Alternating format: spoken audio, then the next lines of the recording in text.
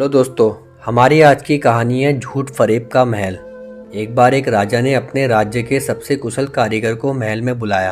राजा कारीगर की कला से बहुत प्रभावित था। उसने कारीगर को दरबार में बुलाया और कहा, तुम हमारे लिए राज्य का सबसे सुंदर महल बनाओ। हमारे पास धन की कोई कमी नहीं है, तुम जितना धन मांगोगे उतना तुम्हें मिलेगा। कारीगर कुशल तो था, लेकिन उसे अपनी कला का घमंड आ चुका था। सब जगह से अपने काम की तारीफ सुनकर अब उसके मन में कामचोरी और आलस्य की प्रवृत्ति आ चुकी थी।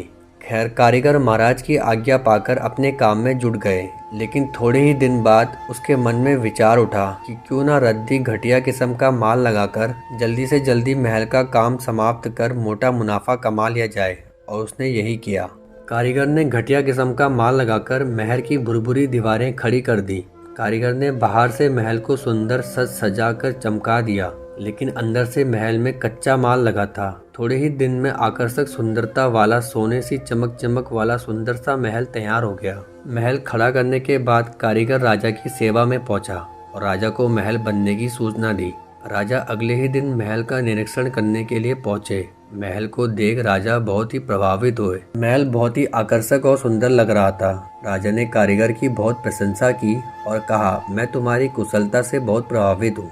इतने सुंदर महल निर्माण के लिए तुम्हें जो भी इनाम दिया जाए वो कम है। मैं सोच रहा हूँ इस अद्भुत कार्य के लिए तुम्हें क्या इनाम दिया जाए। फिर थोड़ा सोच विचार कर महाराज मुस्कुराए और बोले, लो, तुम्हें यही महल पुरस्कार में देता हूँ। महाराज की बात सुनकर कारीगर हतप्रत रह गया। उसे क्या मालूम था कि जिस महल को वो घटिया माल से बना रहा है वही महल एक दिन उसे इनाम में मिल जाएगा। राजा महल का निरीक्षण कर और महल को कारीगर को इनाम में देकर चले गए। कारीगर अपने किए हुए पर मुंह छुपाकर रोने लगा। इनाम के लालच में कारीगर का बनाया हुआ खोखला महल उसी के हत्थे चढ़ गया।